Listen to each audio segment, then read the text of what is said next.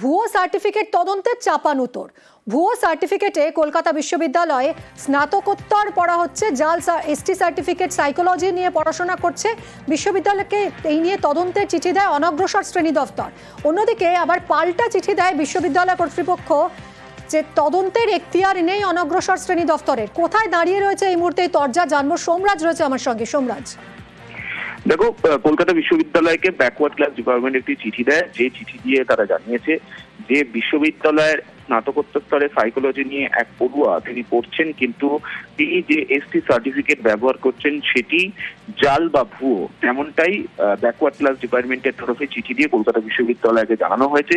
কলকাতা বিশ্ববিদ্যালয়কে গোটা বিষয়টি তদন্ত করতে বলা হয়েছে, কিন্তু কলকাতা বিশ্ববিদ্যালয় কর্তৃপক্ষের বক্তব্য গোটা বিষয়টি নিয়ে তদন্তের এখতিয়ার বিশ্ববিদ্যালয়ের নেই, কারণ যে কোনো ধরনের সার্টিফিকেট, বিশেষ করে ওবিসি সার্টিফিকেট, সেগুলো যাচাই করার প্রক্রিয়া করে backward class department.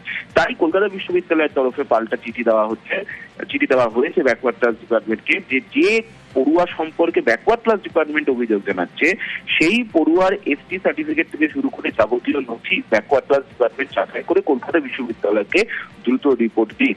Backward class ডিপার্টমেন্টের চিঠির পরিপ্রেক্ষিতে ইতিমধ্যেই কলকাতা বিশ্ববিদ্যালয়ের তরফে যাবতীয় নথি পাঠানো হয়েছে, কিন্তু ব্যাকওয়ার্ড ক্লাস ডিপার্টমেন্টের তরফে যে তদন্ত করার কথা বলছে সেই তদন্তের এখতিয়ার, সার্টিফিকেট যাচাই করার এখতিয়ার বিশ্ববিদ্যালয়ের নেই, তেমনটাই বিশ্ববিদ্যালয়ের তরফে জানিয়ে দেওয়া হচ্ছে। কিন্তু সব থেকে যেটা গুরুত্বপূর্ণ, যে আরো একবার কলকাতা বিশ্ববিদ্যালয় ভুয়ো এসটি সার্টিফিকেট দিয়ে পড়ার অভিযোগ উঠলো, যে অভিযোগের প্রেক্ষিতে ব্যাকওয়ার্ড ক্লাস ডিপার্টমেন্ট কলকাতা বিশ্ববিদ্যালয়কে তদন্ত করতে বললেও কলকাতা বিশ্ববিদ্যালয়ের পাল্টা চিঠি দিয়ে জানিয়ে দিল এই তদন্ত করার এখতিয়ার শুধুমাত্র ব্যাকওয়ার্ড ক্লাস ডিপার্টমেন্টের রয়েছে এবং দ্রুত তার রিপোর্ট দেওয়ার কথা বলা হয়েছে কলকাতা বিশ্ববিদ্যালয়ের তরফে। ধন্যবাদ সোমরাজ।